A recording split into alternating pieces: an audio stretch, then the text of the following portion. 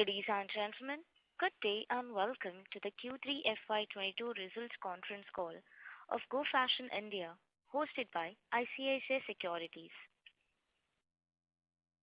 As a reminder, all participant lines will be in the listen-only mode, and there will be an opportunity for you to ask questions after the presentation concludes.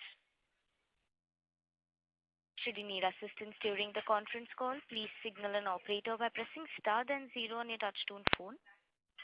Please note that this conference is being recorded. I now hand the conference over to Mr. Manoj Menon from ICICI Securities. Thank you, and over to you, sir.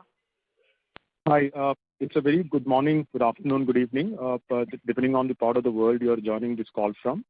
Representing ICICI Securities, it's our absolute pleasure to host the very first results call of Go Fashion India Limited after the listing. The company is represented today by Mr. Gautam Sarogi, Chief Executive Officer, and Mr. R. Mohan, Chief Financial Officer. Over to Gautam for the opening remarks, and post which we'll open up for Q&A. Thank you.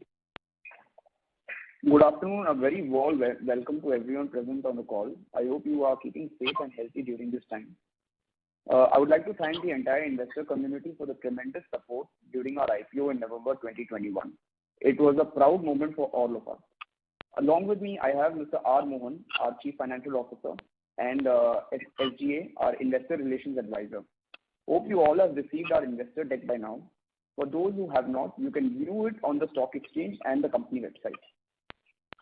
Since our company has just been listed and we are doing the earnings call for the first time, I would like to share a brief overview about our company and the growth path ahead. Go Fashion India Limited is a women's bottom wear brand in India with a market share of approximately 8% in the branded women's wear space. We are engaged in the development, design, sourcing, marketing, and retailing a range of women's bottom wear products under the brand Go Colors. The women's clothing market in India has evolved in the past decade from the traditional one-piece apparel like a sari to a two-piece mix and match apparel, with bottom wear becoming an essential category that caters to basic and functional needs of consumers. Today, bottom wear has become a must-have that provides comfort as well as style, and it's a round the year universal category that is not subjected to seasonal trends. We are among the few apparel companies in India to have identified the market opportunity in women's bottom wear and have acted as a category creator for bottom wear. We were the first company to launch a brand exclusively dedicated to women's bottom wear category and have leveraged the advantage to create a direct-to-consumer brand with a diversified and differentiated product portfolio of premium quality products at competitive prices. We offered one of the widest portfolio of bottom wear products among women's apparel retailers in India in terms of colors and styles. Our bottom wear product, which includes chudidar, leggings, dhoti, harem pants, patiala, palazzos, culottes, pants, trousers, and jeggings, are sold across multiple categories such as ethnic wear, western wear, fusion wear, athleisure, denim, plus size, and girls, making our product portfolio universal for every occasion.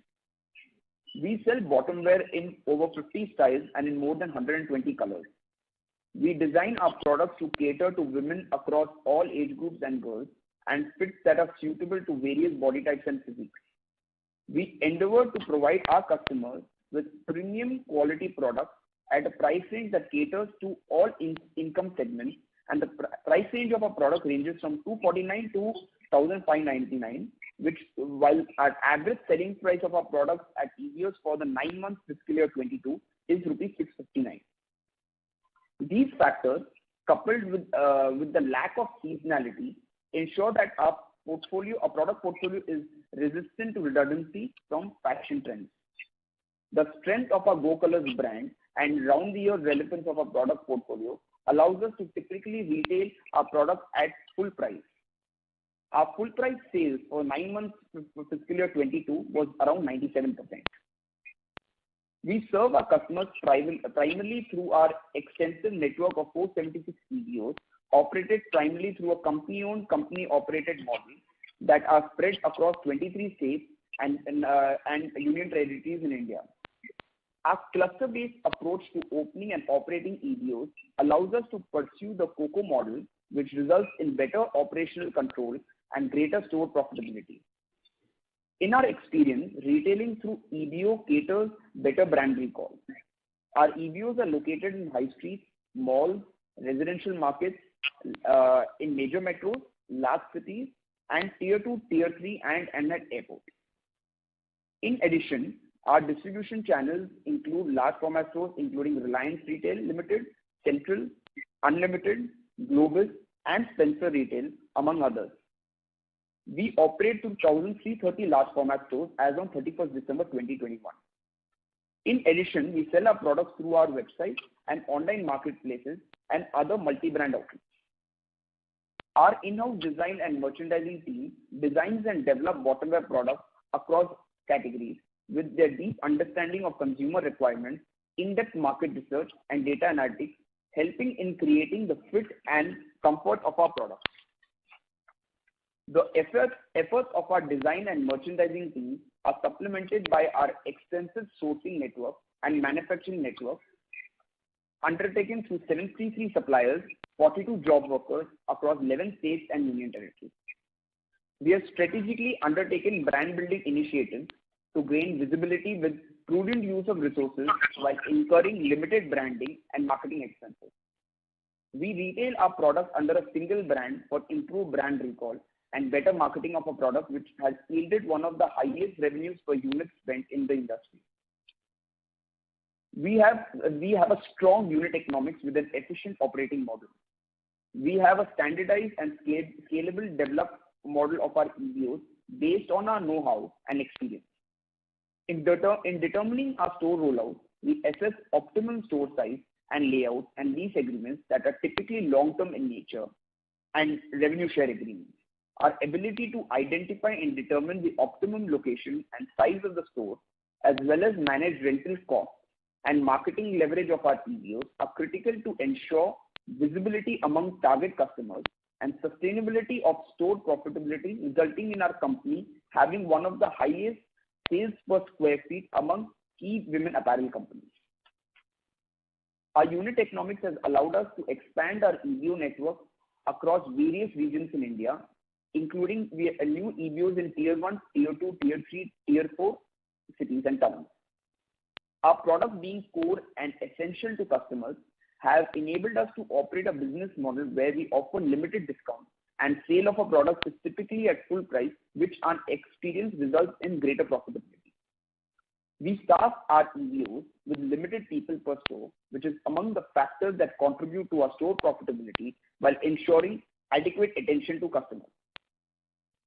In addition, our EBO's average selling price has increased continuously, primarily on account of value-added products, including pants, trousers, and plus-size products that we have introduced in our product portfolio.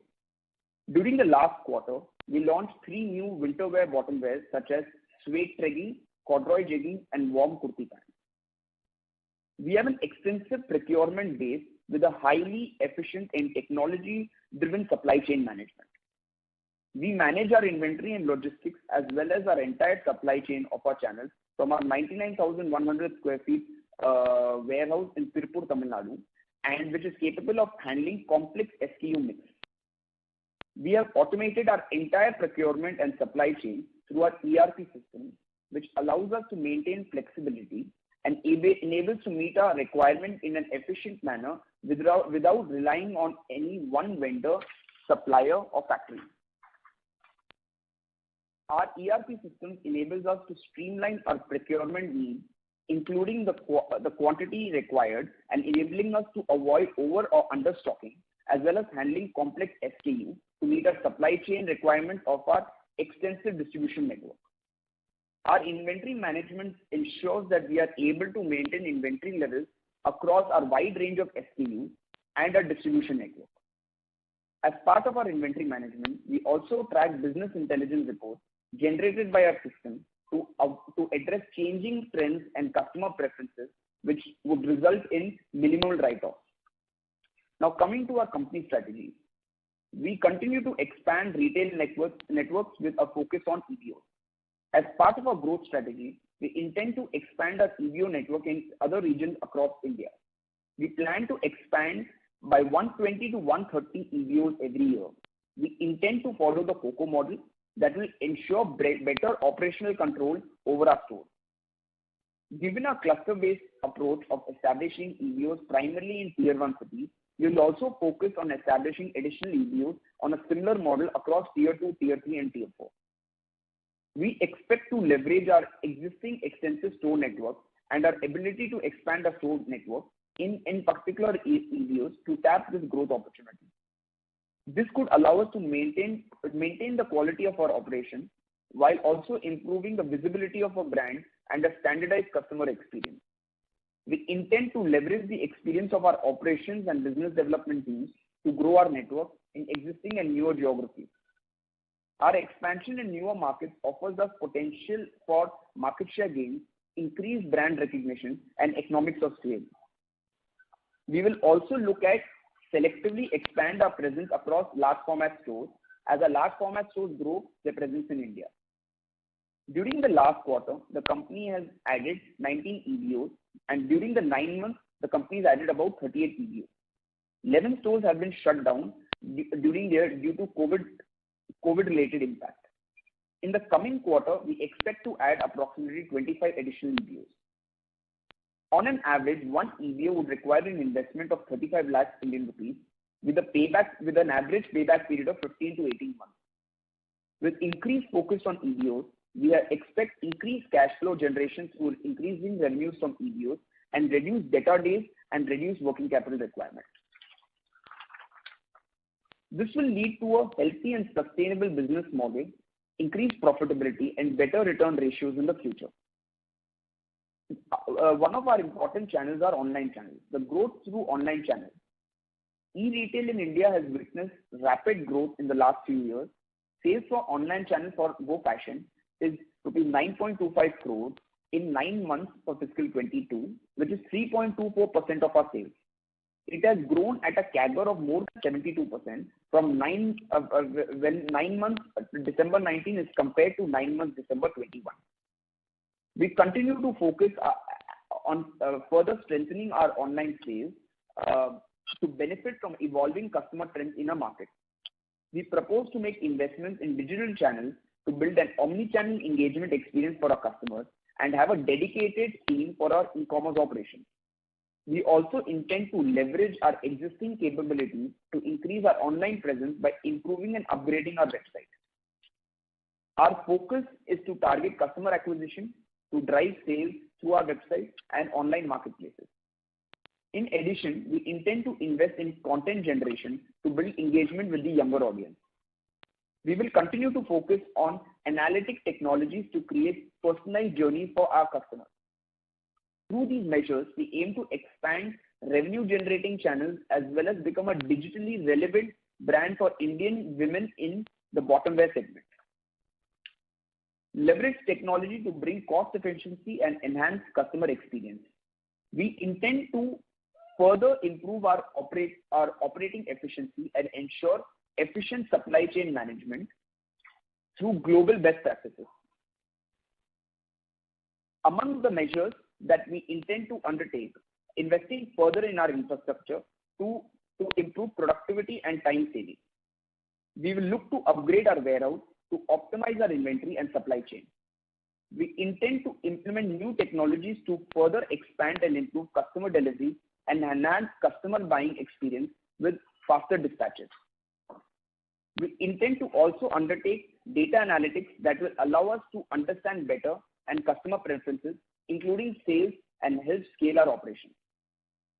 With this, I would like to hand over the call to our Chief Financial Officer, Mr. R. Mohan, for the update on Q3 and 9 months fiscal year 22 financials.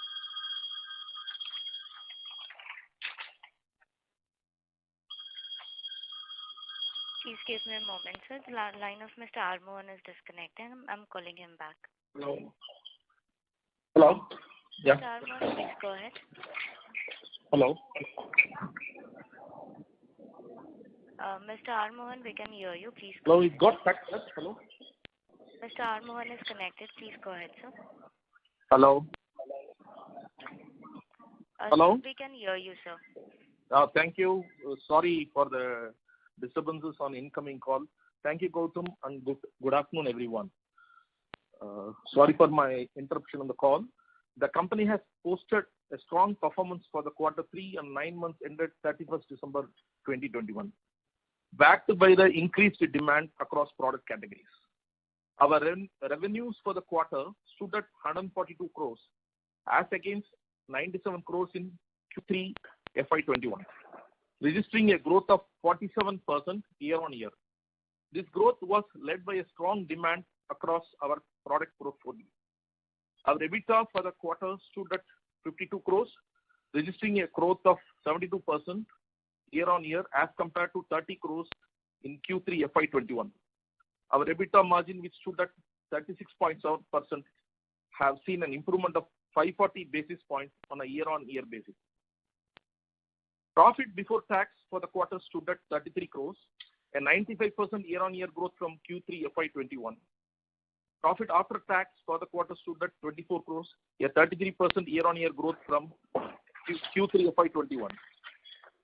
Profits have been lower due to increased tax payout during the quarter.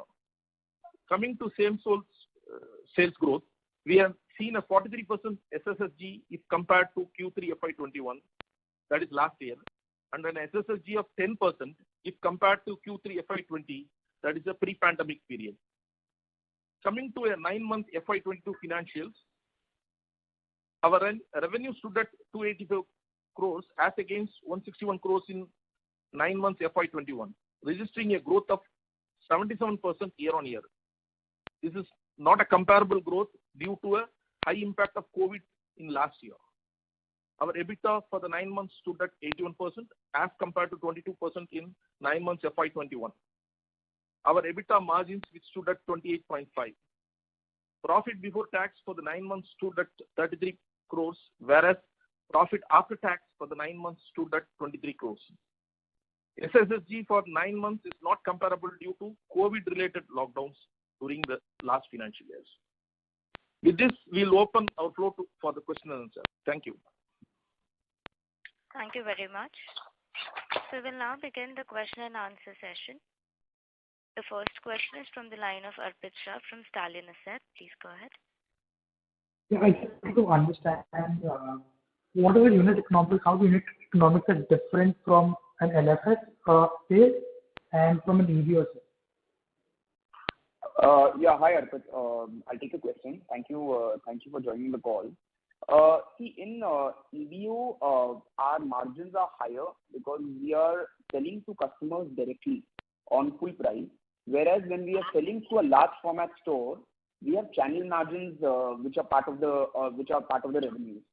So usually for us in the EBO channel, we require an average investment of about 35 lakhs, including inventory, to put up a store, and we are able to get the payback period in about 15 to 18 months on an average. In a large format store, we usually have a 40 to 45% channel margin which you're giving to the LFS partner. So when we compare EBO and LFS from an operating margin perspective, the operating margin of LFS would be half of what an EBO would be in terms of profitability.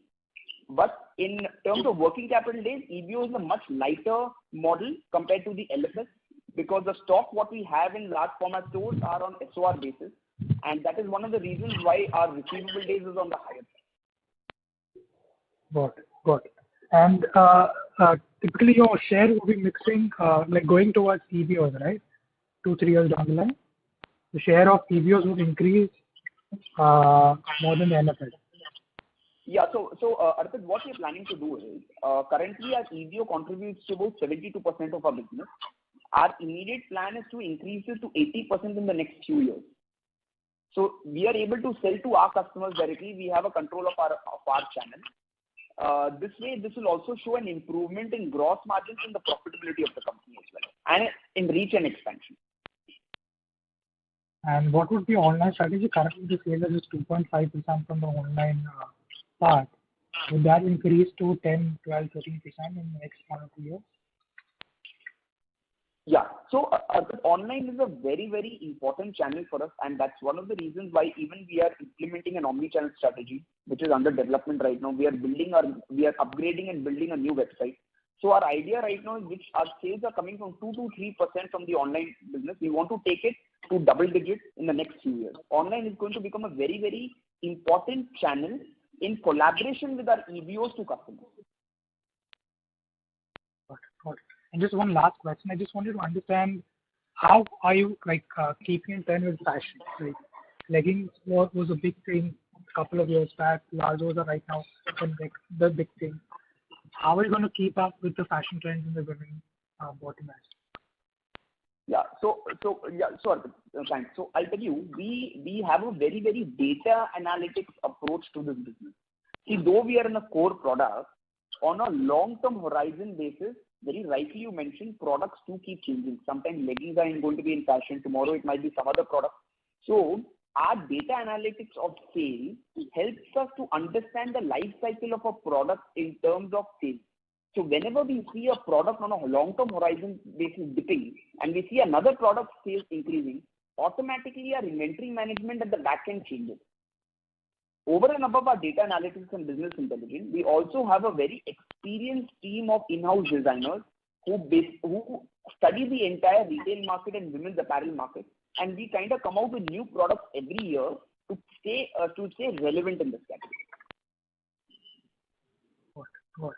So typically you don't have any inventory risk, right? Ideally we don't have any inventory risk. Absolutely, because most of our colors and products are round the year products and go year after year without going out of fashion. So your inventory days typically should reduce if you keep increasing the data analytics. Absolutely. See, unfortunately because of COVID, our inventory days became a little on the higher side. Historically, our inventory days used to be between 90 and 100 days. Our endeavor is to bring it back into that range in the future. Anything below that?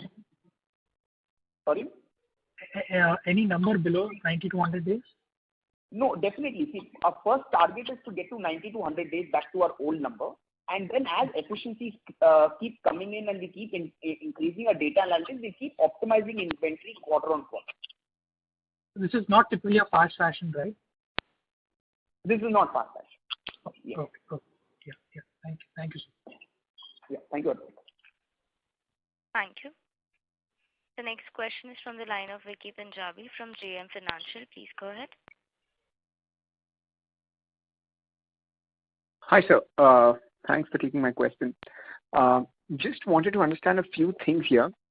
One was I believe you've shown that the revenue versus, the SSG versus say December 19 quarter was somewhere around 10.5%. I just wanted to understand if we had to compare the revenue versus the December 19 quarter, what was the growth there? And just an extension to this is, I understand the business is completely a core-driven business, but is there any seasonality because for this business, which kind of makes revenue, say, in a December quarter better than what we would achieve, say, in a March quarter or something like that? Yeah, sir, thanks, Vicky. Thanks for your question. Very well you pointed out. So the same-store sales growth for our stores has been very encouraging. It has been 10.5% when I compare to pre-COVID levels. If I look at an EBO channel level, we have grown 20. At an overall EBO channel level, we have grown at 29% compared to pre-COVID quarter 3, and at a company level, we have grown at around 27%. So this 29 and 10.5 delta, so 18.5% has obviously come from newer avenues of new store expansion. Now, as far as seasonality in sales are concerned, though we don't have seasonality in our product, yes, we have seasonality in sales and concern, but for a brand like us, the seasonality is not too much. Yes, quarter 3 definitely is one of the stronger quarters because of festive and better shopping mindset of the customers. But for us, the fall in sales between individual quarters is not very large because of our being a core and round the year product. Sure, sir. Being the strongest, even if we go to the next quarter, there will not be a very sharp fall in sales because ours is a daily wear essential for the daily customer. Sure, sir. Just an extension to that, is there any impact that you're seeing from the third wave right now? Yeah. Vicky, yes, the Omicron variant which has come in and the January sales have taken a hit. There's no doubt about it. But the good thing is now the lockdowns all have been removed by January end. And in February, we are seeing all our stores functioning in full swing like before. So we are very, very hopeful and bullish on the sales coming back in February and March strongly. Sure, sir. Okay, I mean, that's it. I just had one housekeeping question. Can you also help us understand what was the EBITDA margin for 3Q on a pre-Ind AS basis? Yeah, pre-Ind AS basis, our EBITDA margins would be about 24 to 25%. Okay. Thanks a lot for that, sir. That's it from my side. Sure. Yeah, sure. Thank you. The next question is from the line of Tejas Shah from Spark Capital. Please go ahead. Hi, thanks for the opportunity. My first question pertains to terms of trade in LFS. You briefly spoke about it while answering the first question, but if you can explain a bit, how do we account for SOR in our books and a bit more in detail, and how margins are recorded in our books? Yeah, sure, Tejas. Thank you. So Tejas, the sale what we do with the large format stores is ideally on a principal to principal basis, right? And when it's in a principal to principal basis, the ownership of the goods shift to the large format stores when we dispatch the goods to their respective stores. So when we dispatch the goods to their respective stores, we have to account it as a sale in our books because of this principal to principal relationship. So in accounting, we have to book it as a sale and it shows as debtors in our books. Now, we realize the money only when they sell further. So when they sell further is when we get payment for that. Now, revenue recognition, so ideally a channel margin of a particular LFS would be around 40 to 45%. So, for example, if the MRP of a product is 100 rupees, just for conversation's sake, it's 100 rupees. Right? And if the channel margin of LFS is 40%, I would be recognizing 60 rupees as revenue in my book and will show debtors in my book. So when LFS sells it further, then is when I get the 60 rupees back into my system as a payment. So this inventory, what is there at the large format store, is debtors in my book until I realize the payment. And as far as profitability is concerned, it is about, in terms of what kind of EBITDA we generate from our EBO level, it is half of the profitability of what an EBO would be on MRP. But that's largely because your denominator in LFS is lower by it is net of trade margin, right? Otherwise, ideally it should be higher in EBO versus LFS. No, that's what I'm saying. The EBO the LFS is half of the EBO profitability. The EBO is higher than the correct. Okay. That's what okay, sorry. That's good. That's clear now. Second, you just spoke about while answering the previous question, you spoke about there's no seasonality in our business in terms of volatility in revenue, and the fact that we don't have any USS pressure because of the kind of product and brand positioning that we have. So is it correct that even profitability is not very much driven quarter on quarter, and this is slightly a new business for us to understand, so that's why pardon my ignorance on asking a basic question here. No, of course, Tejas, I'm happy to answer. So see, Tejas, one of the most important things in our business is our full price sales. See, ours is a core product. Our product does not go out of fashion. When a product does not go out of fashion, there are limited discounts what we offer.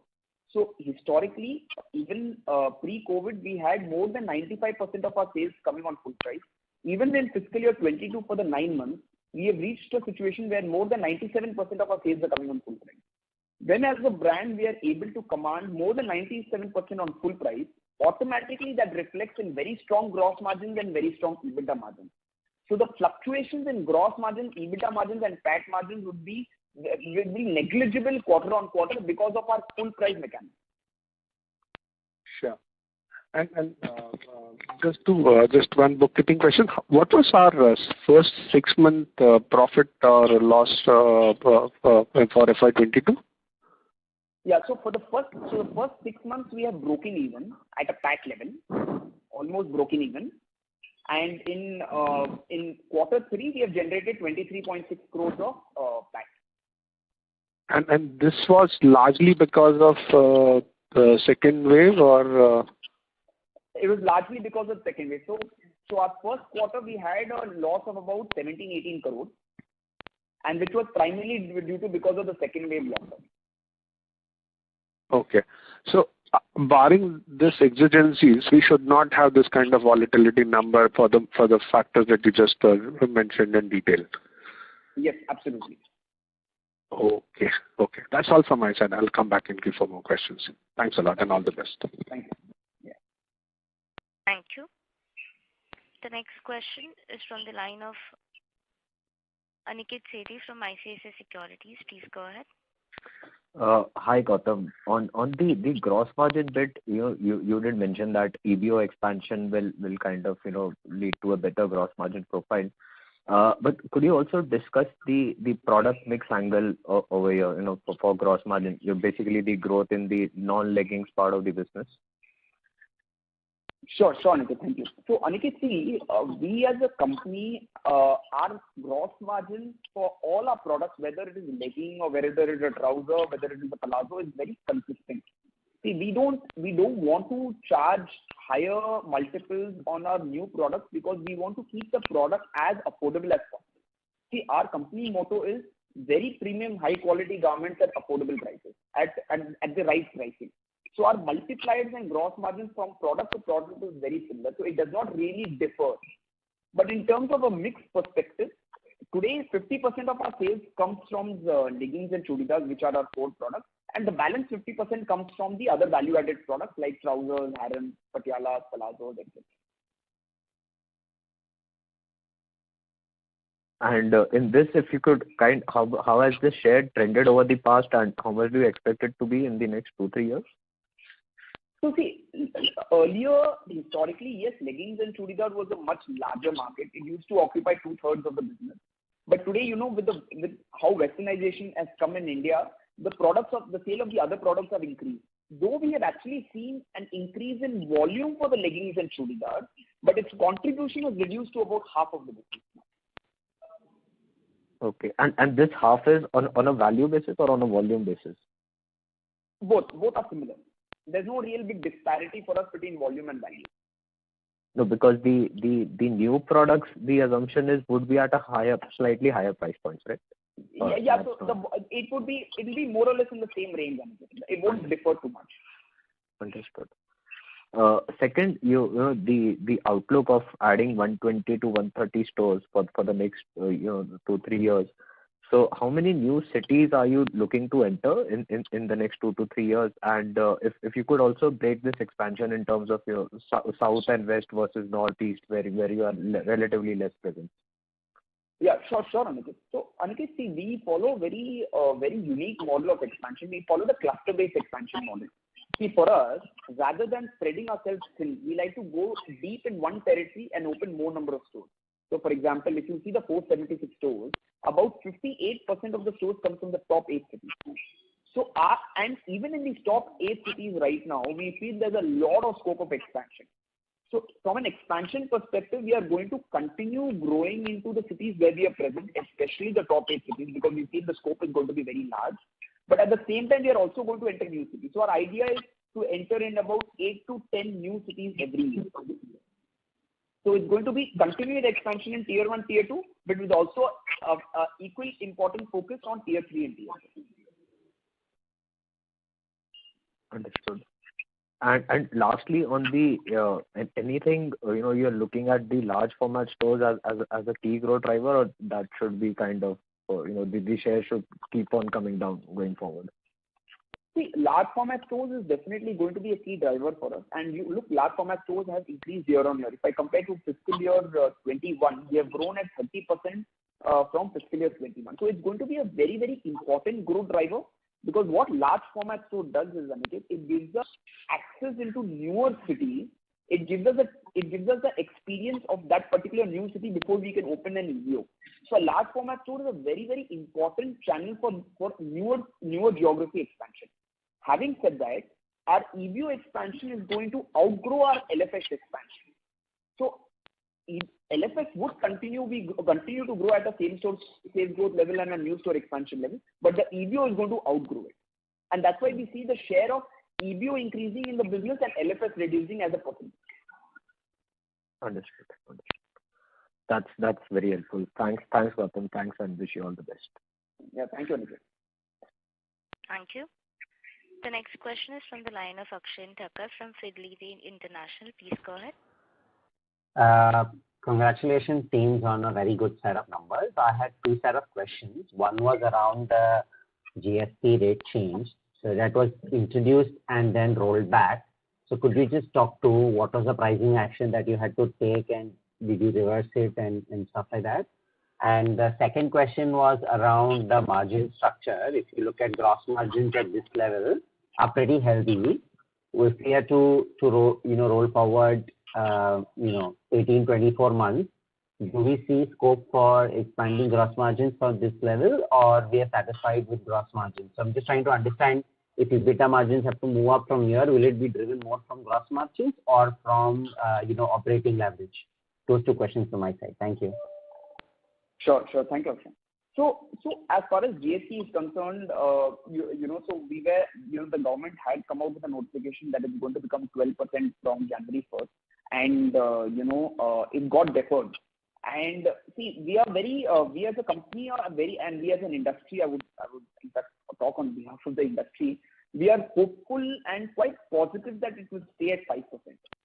See, because if that happens, I think, there would be a situation where brands might have to increase their selling price. And so from that perspective, we are quite positive and hopeful that, such increase in percentage should not happen. As far as we are concerned, we did take a price hike a few months back because of the cost of raw materials going up. See, the cost of raw materials as far as yarn fabric is concerned has increased over last 24 months in a very huge way. It's increased more than 40-50%. So we did take a price hike, and so that was last when we had taken a price hike. And as far as GST is concerned, we are very hopeful that it stays at 5% and does not increase to 12 in the coming quarters or months. As far as margins are concerned, so this increase in margins is obviously because of the EBO sales mix increasing. So today we are delivering a 60% gross margin because of a large business coming from EBO. As our EBO business keeps increasing as a percentage, we are wanting to increase it to 80% in the next few years or next 8 quarters. So with the road of it going from 72 to 80%, the gross margins will automatically keep increasing. And as the gross margin keeps increasing, we will see an upside in the EBITDA and PAT margins as well. But having said that, keeping the gross margins increase aside, even as our company revenue grows more and more, there are many fixed costs of the company which will also further optimize. So there's going to be an upside on the EBITDA, not only from a gross margin perspective, but also in terms of operating efficiencies. Just a quick follow-up.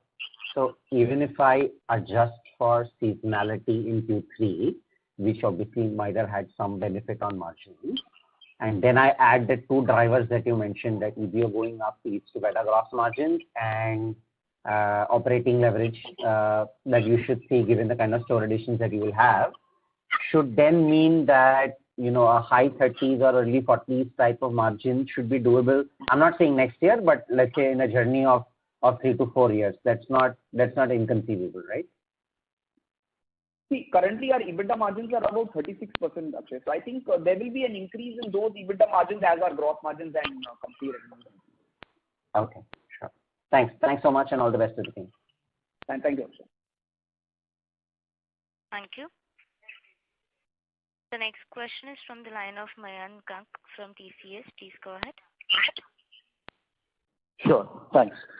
So, sir, till 2018, I observed in the balance sheet of the company that the company's asset turnover ratio was approximately 7:1. That is, with a fixed asset of 26 crores, we were able to clock 189 crores of sales. And the same store sales growth was somewhere around 18,000 rupees per square feet, which post-pandemic we were badly hit. Since then, I noticed that the company has increased the fixed asset by 10 times. That is, it is currently at 280 crores. Assuming that there is no lockdown this year, do you think we can regain the same level of efficiency in terms of asset turnover ratio and SSG? And if yes, can we extrapolate this to revenue? So in this, there is a very big impact of Ind AS 116. See, what happens in Ind AS 116 is your lease rentals are all amortized in the book. So your fixed assets, which is showing at 280 crores, which would be much higher because of this notional Ind AS 116 entry. So our asset turnover ratio has really not changed over the last few years. It's just that because of Ind AS 116, the number looks very large in the balance sheet. As far as future is concerned, see, we are very hopeful. See, we have been able to deliver 10.5% same-store sales growth in Q3. We are hopeful that, as now consumer sentiment is further improving, this number will keep improving in the future quarters, which in turn, will bring efficiencies back in the revenue as far as cost is concerned. Adding to Gautam, this actual assets is only 67 crores, whereas this Ind AS effect is 211 crores. That's where the right of use of its capitalizing on 116 is having an effect. Okay, so could you elaborate 116? I didn't get that part, if it is possible. Mohit, please go ahead. Yeah, I'll do that. This 116 was introduced in 2020, which has an effect that the comparison between the companies which is operating on a lease asset model versus own asset model, they have introduced world over, and in India it is called Ind AS 116, wherein the lease rentals for the lease period is being capitalized as an asset, and then a corresponding liability is also created, and it is amortized over the period as a depreciation and interest. So there will be a interest amortization over a period of the lease period, and there is a depreciation amortization over the lease period, wherein the rental paid actually will be adjusted against the lease liability. So there won't be any rental expenditure in the line item of a P&L, whereas there will be an expenditure in the form of interest and depreciation. So this process is a very technical process where we have to calculate based on the lease life of the assets, based on the return on loan average interest, all those things. So it is a very complex working, and we have to do, and because of Ind AS 116. And because of that, I have for example, as on 31st December, we have a lease right to use assets of around 211 crore, and we have the corresponding liability also to the extent of around 200 crores. So this is a matching entry, and the balance sheet is skewed accordingly. This is what the present state is. Hope you understand what I'm trying to do. If you have anything, you can. Sure, sir. So I think that answers the question. Thanks. Thank you. Thank you. The next question is from the line of Devanshu Bansal from Emkay Global Financial Services. Please go ahead. Hi, congrats on a good set of numbers, and thanks for giving me the opportunity. Sir, you have alluded to it, but I want to reconfirm this. So, based on rough calculations, your annualized run rate in Q3 for revenue per square feet is about 23,000. And this number was about 17,000-18,000 in FY20. So you alluded that seasonality is not there. So was there a pent-up component here which saw demand from Q2 shifting to Q3, or this 23,000 revenue per square feet is sustainable going ahead? Yeah, thank you. So see, I think we saw pent-up demand in Q2, because when things started, I think the first lockdown was around June end, or it ended around July end. So in August and September, we did see a little bit of pent-up demand. But I think from a festive perspective, what we have seen, these are pure and play festive sales, what we have seen in October, November, December. And it has been very healthy for the entire industry. So I think this, the coming Q3s in the next few years, I think it's very much sustainable. We are actually going to keep growing on this. Sure. And new stores that we have been adding are of relatively much higher size than what we have added before. So what is the average size of stores that we should expect going ahead? See, we have not really dramatically increased those sizes. There are very few stores which have opened of larger sizes, but we are still sticking to the old model of about between 300 and 400 square feet. So our store sizing strategy has really not changed, barring of those very few stores which we have opened in a large size. But otherwise, we are sticking to the old model of 300 to 400 square feet. So today, our average size is ranging between 350 and 400 square feet, and even in the years to come, it will be in similar range of might slightly increase by say 50 or 60 square feet. Sure. I have two bookkeeping questions. One is, have costs like rentals, employees, and advertisement normalized compared to pre-COVID levels, or they should increase in the quarters coming ahead? Sure. So see, employee costs for us historically, if I take pre-COVID also, has been in the 12 to 13% mark. If I take for quarter 3, we are at about 11%, our employee welfare cost. As far as rentals are concerned, historically pre-COVID, if I reverse Ind AS and see rental as one line item, our rental cost has been in the 12 to 13% mark pre-COVID, and today also we are having it about 11.5 to 12%. So to a very large extent, our rental and staff welfare cost has been normal as a percentage of revenue. Sure. And you indicated pre-Ind AS EBITDA margins at 24%. What is the pre-Ind AS PAT number in Q3? See, pre-Ind AS tax number would be similar to the current number. It does not really change. So there's no very big delta difference between our 23.6 crores and the pre-Ind AS PAT. It will be a very, very similar number. Sure. And one last question. Any guidance on reduction of receivables based on lower LFS mix over the next few years? So as we keep increasing our EBO sales, see, the absolute number of LFS receivables is not going to come down because of the SOR logic I explained.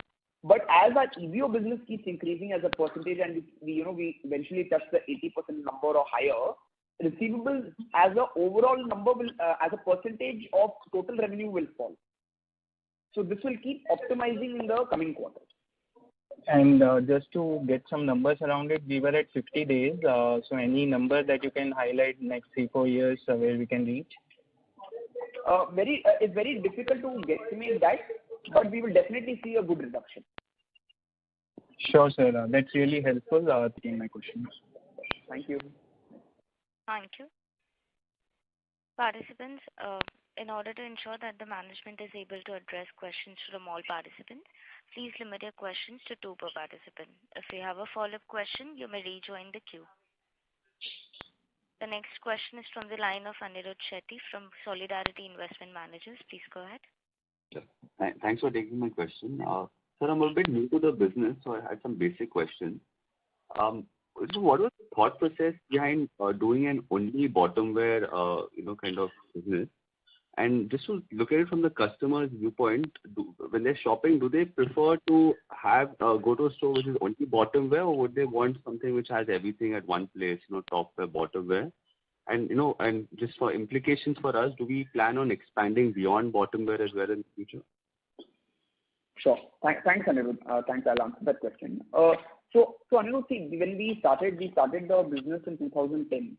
When we started the business in 2010, we were trying to look at a category where there are limited number of players and where it would be easy to enter. And at that point, and it was around at that point of time when we saw that the women's market was moving from a sari market to a two-piece separate market, where the bottom wear was of prime relevance. So in that bottom wear space, we saw that there were very few organized players, very few. So that's why we selected bottom wear as a category and not top wear. Now, when we selected bottom wear as a category, what we have now noticed is that, look, we are keeping all bottoms in our stores. Ethnic, Western, fusion, athleisure. Basically, if a lady thinks about bottom wear, she should get that bottom wear in our store. Now, customers obviously prefer buying with that range, available range. And that's why we have seen so many customers coming to our EBOs to buy bottoms because of the range of colors and products we are giving under one roof. So that's one of our large selling points is that we collate all our bottom wear products under one. And do we plan on expanding beyond bottom wear in the foreseeable future? As of now, not Anirudh, because we have the market is very large. Today, according to our research report, the market is going to become as big as 11,000 crores by 2025. The women's branded bottom wear. The overall women's bottom wear, including unorganized, would be about 23,000 crores, but the branded wear would be about 11,000 crores. So the market is very large for us to grow. Currently, in the current market share, we only have 8%. So not only do we have an opportunity to increase the 8%, but our addressable market is going to become 11,000 crores by 2025. So we are planning to stay completely razor sharp focused on ladies bottom. Got it. Next question is on just your SSG. If I look at it for the last few years, you all have outperformed the industry and other peers as well. So what has contributed to this market share gain? And just going forward, don't want a guidance, but what is essentially a broad range of growth that one can expect given the industry is growing, you guys are gaining share, doing well, expanding the number of stores. So what is a broad range of top line growth that one can assume that this is a reasonable growth assumption for long periods of time? Yeah. So Anirudh, I'll tell you, the SSGs are healthy in this business because there is this bottom wear category is a very new category in women's wear, right? I mean, it's been there only for the last 15 years in terms of relevance. There is a very, very huge tailwind which we have because there is a very big shift from unorganized to organized. And because there is a very big shift from unorganized to organized, we have these tailwinds of SSGs behind us. And that is why we've had better SSGs, decent SSGs compared to the entire market. Now, on a sustainable basis, we see these SSGs keep sustaining or improve in the future based on market sentiment. And there's a very long runway for growth as far as growth expansion is concerned every year. So at a company level, we see ourselves grow at a CAGR of more than 20% very easily for the next few years without any problem. Got it. And just one final question. I understand there's like accounting change due to Ind AS 116, and so your return on invested capital, your margins are a bit skewed. But if I just look at your ROE, which should be not so impacted because of all of this, what is a long-term sustainable ROE that you guys think you can manage? See, our current ROEs are very healthy. It's very healthy. It's around the 20% mark, if I'm not wrong. But I think as our EBO sales improve, as our profitability increases, it's going to further improve in the years to come. Got it. This is very clear, sir. Thank you for taking my questions. Thank you, Anirudh. Thank you. The next question is from the line of Gaurav Jogani from Axis Capital. Please go ahead. Thank you for taking my question, sir, and congratulations on a good set of numbers. Sir, I'm pretty new to the company to that extent, and some of my questions could be very basic, so pardon me for that. So my first question is with regards to the inventory management. You have clearly highlighted that your 97% plus sales, full price sales, and inventory management has been tech based. So if you can help out, how do we go about it a bit more in detail? Yeah, sure, Gaurav. See, our inventory management is completely tech-based. And look, when I mean tech-based, what we do is we monitor sales on a real-time live basis. So any SKU, though our product is seasonal, we have to also keep an eye on how the product is maturing over quarters and over years. So today I'll give you an example. Previously, Chudidar used to outnumber and outsell leggings in the past years. Then slowly what happened over quarters and over years on a long-term horizon, Chudidar sales started falling a little bit and legging sales started to increase. This transition from that one product to the next product is basically done by tech. So we at a company level analyze the sales of each SKU and see it on a long-term and a short-term basis and then see what is coming into trend and what is going out of trend. So whenever when any product sales are increasing, the inventory automatically increases at the back end. And whenever the sales of a particular product decreases, automatically the system decreases the inventory at the back end. So this, for us, everything is backward calculated from a sales approach is what we use. And that's why we are able to have our inventory under control. Sure, sir. So I'm not very sure, but is the manufacturing done at your end or is it outsourced? I mean, how does the manufacturing process work here? Yeah, sure, Gaurav. So our entire manufacturing is outsourced. Though we buy our own fabric, we buy fabric from suppliers, and then we give it for job work conversion to the job worker. So though we have in our inventory, you will find finished goods and raw materials, but we are not into direct manufacturing. We don't have factories or we don't have units. We buy fabric and we give it for conversion to a garment to suppliers. And there is certain percentage of sourcing what we do direct, and we buy finished goods directly as well. Sure, sir. Just a follow-up on this then. So, in case, as you mentioned, that you find at times, that a particular product is selling higher or lower. So, for example, during this festive season, you would have definitely seen a lot of products selling a lot better than what would be in your earlier expectations. So, in that case, how do you manage the production with the third-party vendors or the other players? See, I mean, look, you can't, we like I told you, right? So we have to look at a long-term horizon. See, on short-term horizon, we really don't take such calls. We take a combination of short-term and long-term sales, and then we arrive at how we want to manage inventory at a back-end level. Just going basis of one quarter would not be the real right approach to decide. Sure, sir. And so the last question is with regards to, while you have been doing this EBO model and it clearly seems to be profitable and contributing to the gross margin profile of yours. But, given now you are a network of around 450 odd stores as of now, and your brand is now well known across, haven't you explored the franchising model yet? Given that it could be asset light, could help you explore faster, and also, then you can gradually reduce the margins, also channel margins, given, your brand becomes popular. Yeah. So Gaurav, see, the point is, look, we are not against the franchise model, but because we follow a cluster-based expansion model, we are able to manage our EBOs efficiently well. So, look, in our current 476 stores, we have 11 franchises. So it's not that we are against that model, but because we followed a cluster-based expansion model, that cluster-based expansion model gives us the liberty to manage those stores directly.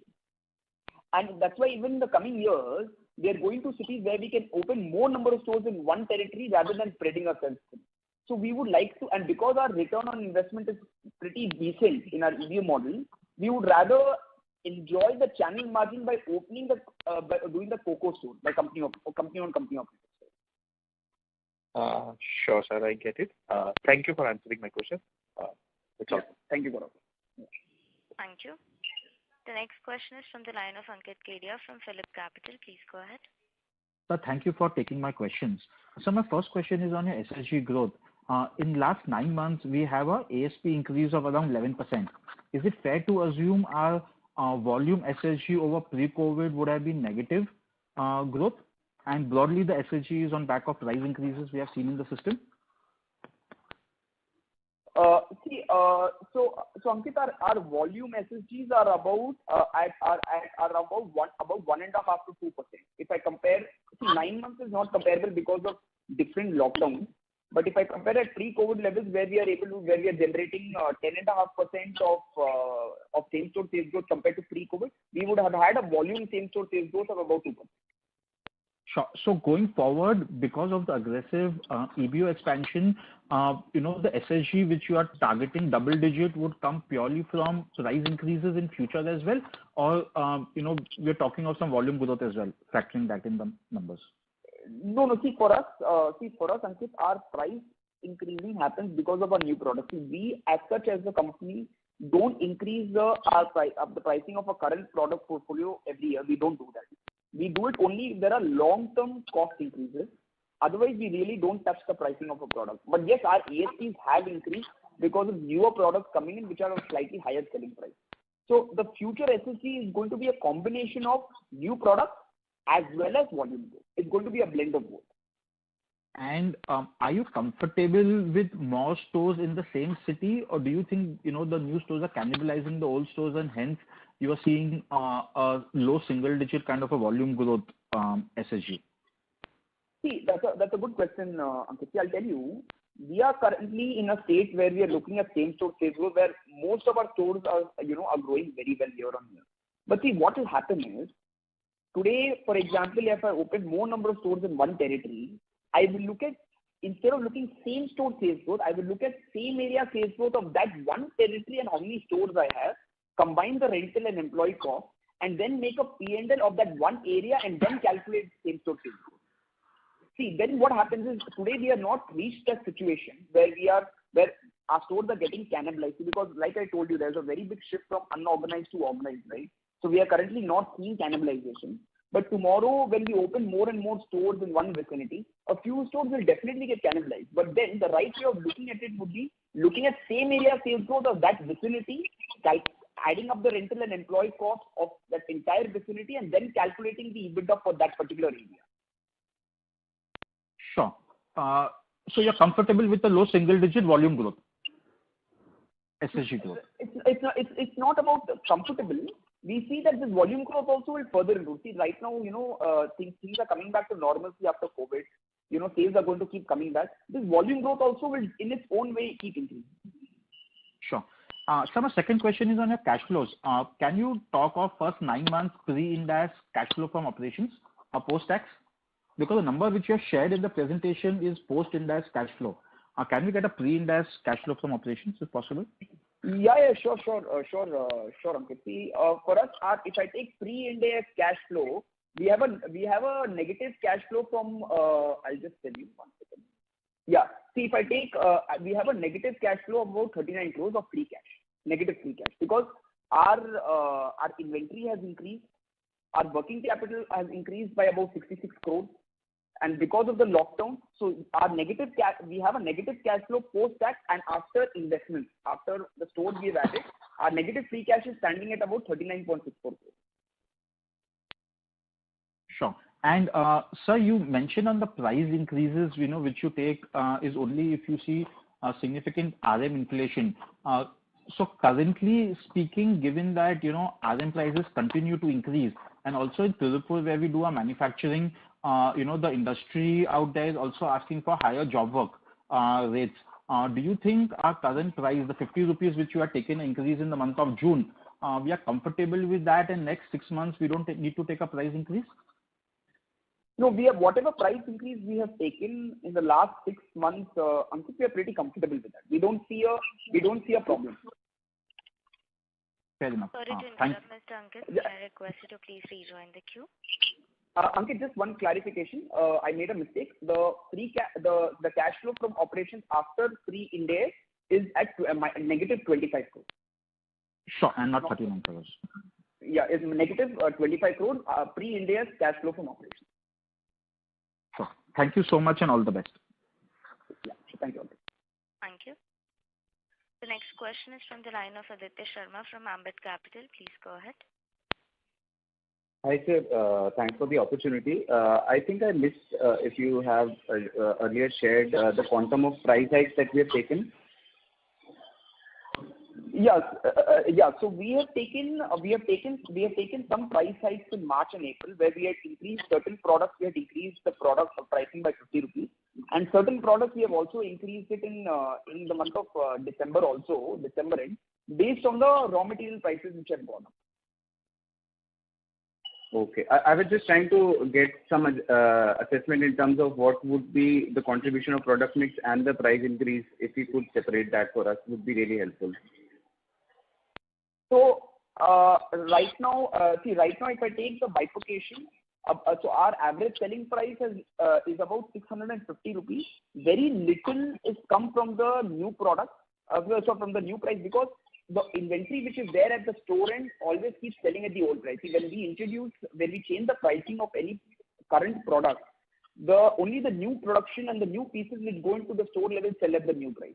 So largely, I would say this increase in average selling price is driven by the new product and not by the price increase which has happened. Okay. Got it, sir. Very helpful. My second question is, you talked about the rent and the employee cost is largely as a percentage of sales. So just wanted to understand, as a retailer, what contribution at some level would be variable for these costs and how much of it would be fixed? Because there are different ways of operating in retail, right? For us, largely both these line items, which is employee cost and rental cost, are fixed. Because there are some malls which have a revenue share arrangement, but all those malls also work on a fixed NG, on a fixed rent, and high streets are all fixed rentals.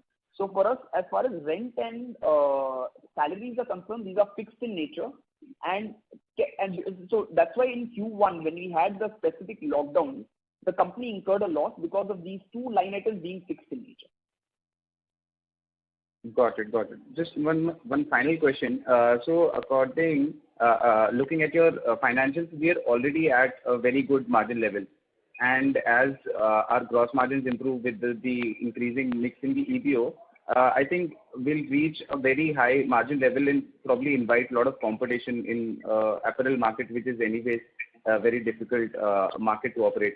So I'm just trying to understand, are we looking at to come back, to give back some of the margins back to the customers so that we can keep our offerings more sharp? So look, we like I mentioned, when we do a price increase, I'll give you an example. So whenever there are short-term fluctuations in pricing, we actually don't increase our prices because we understand that these are short-term fluctuations. But when there are long-term increase in cost of goods sold in terms of in terms of sourcing, that is when we increase the price. So once we increase the price, we really don't decrease it, and we are very careful when we are increasing the price, so that we should not be in a situation where there is a situation to decrease. Okay. Thank you. Thank you. The next question is from the line of Naitik Modi from OHM Portfolio. Please go ahead. Yeah, hi. Thanks for the opportunity. Coming back to the working capital, could you spend some time on looking at various components and how do you intend to reduce the overall working capital cycle? Yeah, sure. So see, currently our working capital is about 170 days as on for the 9 months fiscal 22, and pre-COVID we were at about 150 days. This is largely the 20 days have largely increased because of inventory days. We have higher inventory than what we were maintaining before, but this number is looking higher in terms of days because we had a lockdown this current year. On a steady state basis, we see our inventory days, which are currently at about 120-130 days, coming down to about 90 to 100, within that range. And our receivable days, what are at about 50 days right now, as our EBO sales increases, that 50 days number also will keep coming down. So on a long-term basis, we would be able to bring this to about 120 to 125 days of working capital days on a long-term basis. With the EBO sales increasing and the debtor days falling, and we bringing down the inventory days to about 90 to 100, which has been a past number. So 120 days is more like a sustainable number. 120 to 125 days is the number which we are going to be targeting on a long-term basis to achieve, which is currently at 170. Right. Secondly, on the EBO side, what is the breakup of capex and the inventory investment? Sure. So out of the 35 lakhs, the capex would be about 15 lakhs. The inventory would be about 10 to 12 lakhs, and the balance would be security deposit, which is refundable from the landlord. Okay. And what is the incremental rental per square feet that you are setting up the new stores? Incremental rental? Sorry, I didn't understand. Incremental rent per square feet. As in incremental rent per square feet for a new store? Setting up, what is the rent per square feet for that store? See, usually what we do is when we are taking a store, we because our store sizes are small, the rent per square feet will vary from town to town, from city to city and from zone to zone. We usually look at a rent to revenue ratio of about 15 to 16%. That is the range what we look at when we sign a store. So actually what we do is first we estimate what is going to be the revenue of that particular store, and then we see what is going to be a rent to revenue ratio, and then see whether the store is feasible for us. On a per square feet basis, it becomes hard to quantify because each zone, each city has different square feet rates for such small sizes. It's not consistent. Sure. And could you share the volume numbers quarterly, annually, whatever you can share? See, we have for the 9 months fiscal year 22, we've had a very healthy volume growth of about 25%. Right. No, I meant more in absolute numbers. Sorry, absolute numbers, I don't have it right now with me. But as a percentage, we've seen volume growth of about 25% over last year. Sure. Just a suggestion, if you could add it in your presentation, it will be helpful. Sure. Point where we'll take note of that. Thank you very much, sir. Thank you. Thank you. Thank you. The next question is from the line of Himanshu Nair from Yes Securities. Please go ahead. Hi, good afternoon, sir, and thanks for taking my question. So, just wanted to understand on the investment front. So you said you are going to invest aggressively on the omni-channel and digital capabilities, and I believe with such a fast pace of expansion, you might be needing more warehousing space as well. So on these two areas, have you formalized the sort of investments that you need to make over the next 2 to 3 years? Yeah, see, what we are doing currently, we are working currently on a single warehouse model, and the single warehouse model is working very well for us. So there might be, currently our current warehouse is very well equipped to handle our future growth without any problem. We had moved into the new warehouse only in 2018. So a large part of our future growth can be taken care by the current premises. But having said that, tomorrow if there is a need in our current warehouse also, we have place to expand. So as the business keeps increasing, we will be very open to expanding our current warehouse space where we are currently without any challenge. For us, a single hub distribution point works better than regional, and we want to stick to that model.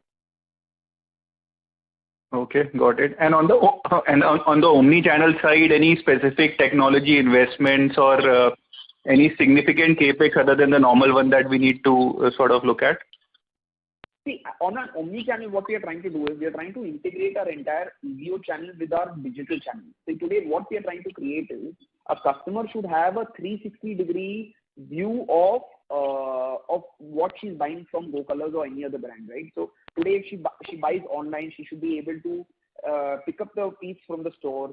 She's at the store level, not found what she wants. Then the piece can get delivered at her house as an online order. So I'm saying online or physical buying or exchange or return should be seamless through an omni-channel for a customer. And that is what we are trying to do by integrating our EBO channel with our digital channel. And the investment in this particular line is not going to be very large because there are many good solutions available in the market for this integration. Good. So any number you can share, how many of our stores are already offering this, or this is still work in progress? This is still work in progress. This is under development, and we are hopeful that in the next few quarters we should take this live in a phased manner. Got it. Thank you. That's all from me, and all the best to you. Thank you so much. Yeah. Thank you. The next question is from the line of Binoy Jariwala from Sunidhi Securities and Finance Limited. Please go ahead. Yeah, thank you for the opportunity. Hi, could you explain? Yeah, hi. Could you explain me when you set up an EBO, typically how many months of sale you keep as inventory? So Binoy, see, this is a very difficult question to answer, and I'll tell you why. It depends on the sales of the store, and it depends on the square feet. See, sometimes what happens is because you have a particular size of a store, even though your sales of that particular store is on the lower side, but you can't keep a particular shelf empty in a particular store. So in some stores you have to maintain 6 months of inventory. There are some stores in which if you just, because of the sales being on the higher side, you can maintain even 1 month of inventory. So your inventory stocking in that particular store comes down to what is your actual square feet and what is going to be your revenue. So for a lower performing store, it's not easy for me to cut down the inventory based on the inventory mapping. Okay. So put it differently, let's say, what would be the inventory per square feet that you typically stock in the store? Different way. Yeah, I'll answer it in a slightly different way. Usually we maintain about 2 to 2.5 months of inventory on sale at a particular EBO on an average. Understood. Understood. And what would be our, of course, we have you're about 95%, 97% of sales is full price sales. So inventory write-off and shrinkage should not be a problem. But, for the accounting purpose, typically, what is our inventory write-off policy and what is the typical shrinkage that we have? Yeah, sure. For example, our shrinkage is very negligible because we do stock audits on a quarterly basis at all our EBOs. So it is a very, very negligible amount. It is less than 1 million rupees. It's less than 10 lakhs in terms of quantum rupees a year. In terms of write-off policy, yes, our inventory is non-seasonal. There's no seasonality to our inventory, but we have a write-off policy. So any inventory at our warehouse which is more than 365 days old, our finished goods, we do a provisioning on that. And similarly, for any inventory which is there at our store level which is more than 550 days old, we also provide for that. So we have an inventory provisioning policy in place which we use for booking. So you fully provide or 50%? What is the? No, it depends. We usually provide at the market rate. At what rate it can sell. So we provide it on that basis. That of cost, whichever is lower. Cost or market only, whichever is lower. That's what. Yeah. Okay, understood. Okay. Now, we're a fairly new company, right? So, have we undertaken any refurbishment of the existing store network, or what do you think? If not, we've not taken, then what is the typical refurbishment cycle for the store? See, this is a good question. See, for us, because of the nature of our product, it does not really, because if you see our stores, we are fairly very simple with racking. So it looks, from a refurbishment perspective, many of our stores which are greater than 4 years and 5 years also have not come under renovation, frankly. But yes, there are some situations where we are relocating from one location to the other location on the same road for the better visibility of a store or for better operating metrics. So there are certain cases where we do replacements. We move from one location to the other nearby location for better visibility location. But our number of stores which we renovate for creating more space in the existing spaces is not very large because of the type of product we have. See, most of our products are folded and kept. So there's really no need for us to renovate our stores beyond a point. We do small mini partial renovations if there is any problem with our lighting or air conditioning or with the fixtures we have, but there's no major renovation required because of the nature of our product. Sorry to interrupt. May I request Mr. Binoy to please rejoin the queue? We have participants waiting for the turn. Sure. Thank you. The next question is from the line of Akhil from Centrum. Please go ahead. Hi, thanks for the opportunity. My first question is... Sorry to interrupt you, Mr. Akhil, but your voice is sounding really low. Can you please speak a bit louder? Is it better? Yes, please go ahead. Okay. My first question is on the ASP trend. How is it different in tier 2, tier 3 towns versus our top 8 cities? The question is in regards to whether the customers really have a propensity to spend 600, 650 rupees on the bottom wear in tier 2, tier 3. So we have seen very consistent ASP even tier 2, tier 3 versus tier 1. See, I'll tell you, the reason is majority of our products we are pricing at less than 1,000. More than 70 to 75% of our products are less than 1,000. And because of this reasonable pricing of keeping it under 1,000, we have seen that our ASPs between a tier 3 and a tier 1 have been fairly similar. So we have not seen big disparity between the two. Okay, fair. And second, on repeat customers, do we maintain any data point on what percentage of our sales come from our repeat customers?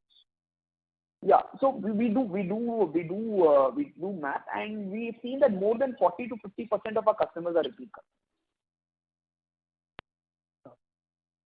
And last question on the footfall growth or decline and conversion rates compared to 9 months of FY20. Compared to 9 months of FY20. Yeah. Yeah. See, in fact, I'll give you an example. After COVID, we've seen actually conversion rates actually slightly improving. We've seen a lot of customers coming and buying a lot more at one time than what it was before. So conversions are definitely, if not same, but actually improved compared to fiscal year 20. Okay. And have we reached And the footfalls footfall level? As far as footfalls is concerned, we right now currently don't track footfalls. We don't have a current solution to see how many footfalls or walk-ins we have. We are thinking about a software where we can map footfalls, but currently we don't have a real concrete data around how many footfalls we receive in India. We don't have that accurate data. So that's all from my side, and wishing you best luck for the coming quarters. Thank you. Thank you. The next question is from the line of Anirudh Shetty from Solidarity Investment Managers. Please go ahead. Thanks for the follow-up. My first question was on brand building strategy. Wanted to know what's the thought process behind having one mother brand instead of having multiple sub brands, and typically what does this translate into a sustainable A&P spend as a percentage of sales for you guys? So thanks. So I'll explain a little bit of that, Anirudh. So as far as advertising, so I'll come to the brand part second. I'll talk about the advertising and marketing spend. For us, there are two types of advertising, right? You do offline advertising and you do digital advertising. There are two broad buckets of advertising and marketing. Now, as far as our offline physical advertising is concerned, that entire advertising is taken care by our EBOs. Our EBOs, we locate our EBOs in very high footfall zones, in good malls, in airports, where a lot of customer eyeballs are caught. So a lot of our advertising is indirectly done through our EBO in the offline world. So in the offline world, we really don't have to take hoardings or bus shelters in a very large way to communicate our message. Now, as far as on digital advertising is concerned, digital advertising is a huge medium for advertising, where we feel a lot of our customers are spending a lot of time on social media. Today, social media and digital advertising is a new age of advertising. So we are, building our team. As we increase our digital advertising, our digital sales also will increase. So we see, because we are largely going to be digital in terms of advertising, our spends are going to be about up to between 2 and 3% of our revenue on a steady state basis, and not increase more than that. Got it. No, this is clear. And coming back to the brand, we don't really have any plans to do brand extension. For us, we have created one power brand in the name of Go Colors, where we are giving high quality products at reasonable prices, so we are able to reach out to the entire audience in the country. So rather than bringing out brand extension, we feel that keeping one brand, the recall of the brand also will be far better. Got it. This is clear. My second question was on the online business. We want to take the share up from 2-3% to double digits. So can you just break it up into what do we expect to do through our own proprietary channels vis-a-vis third party aggregators, and how does the economics for online compare vis-a-vis our other channels like EBO and all? Sure, Anirudh. So Anirudh, currently 2/3 of our online revenue comes from marketplaces, and 1/3 of our revenue comes from our own website. What will eventually happen is, once we improve our website, this ratio should become a 50-50 ratio. So we feel even when this becomes a double-digit number, we feel that 50% of our revenues will come from our own website, and the balance half would come from reputed marketplaces. Now, from an operating margins perspective, currently we are seeing that our operating margins in online versus an EBO are similar.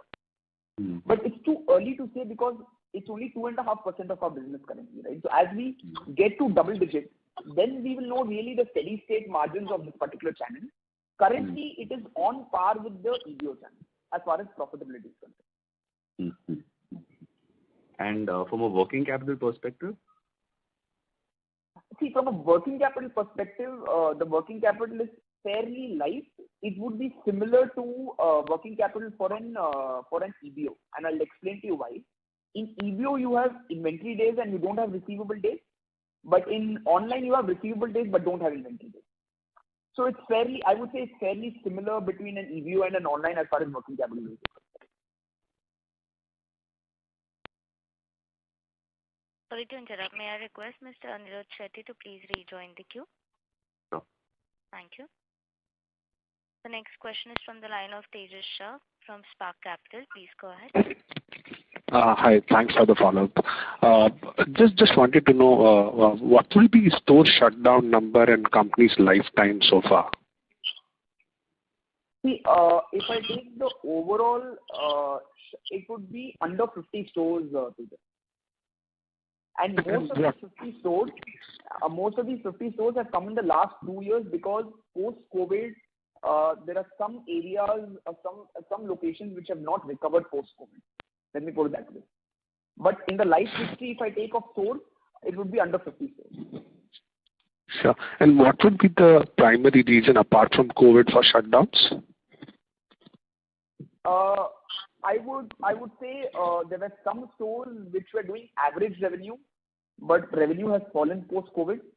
There are some stores where the rental cost was exorbitantly high, but pre-COVID, those stores, because of the revenue it was generating, they were able to steady state sustain. So those revenues have fallen. So if I had to single out, the main reason is drop in revenue in those stores. Sure. And then last one, you spoke about the understanding with LFS that we have, and at the other end, the pricing discipline and then the no USS discipline that we follow. Usually we have seen that kind of pricing control or pricing parity is possible only when you are running EBOs. Because LFS, for example, if Reliance Retail or Trend goes on a discount or end of season sale, do you not participate in that format in EOSS, or how do you manage parity in that kind of scenario? Yeah, very good question, Tejas. I'll explain to this. So look, see, in a LFS, there are two types of discounts, right? One is the discount what you give on your product if you decide to give, and the other is LFS running their schemes and promotions, right? So in our product, we don't give too much of discounts because, like I told you, our product is not seasonal. But having said that, LFS do run their schemes. But when LFS is running schemes and discounts and promotions, the discount is not at a product level, but it is at a basket level. I'll give you an example. If today one of the LFS is running, saying buy 3, get 25% off on the basket, that basket is not only for me, but it also means that the overall purchase of a customer in the large format store. It can be, if she's buying 2 pieces of another brand and 1 piece of mine, she gets the discount. So that's more of the basket level and not at a product level. At a product level, there is no disparity between the price what I'm selling in a LFS versus the EBO. Fair point. Very, very detailed. Thanks for that and all the best. Thank you, Vijay. Thank you.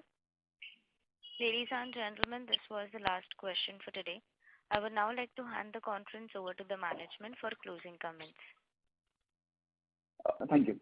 So thank you everyone for joining us. I hope we've been able to answer all your queries. We look forward to such interactions in the future. Once again, I would like to thank the investor community for the tremendous support shown during the IPO. We hope to live up to the expectations of you all in the future. In case you require any further details, you may contact Mr. Devendra Ruva from SGA, our investor relations partner. Thank you. Take care. Thank you. Thank you. On behalf of ICICI Securities, that concludes this conference. Thank you for joining us, and you may now disconnect your lines.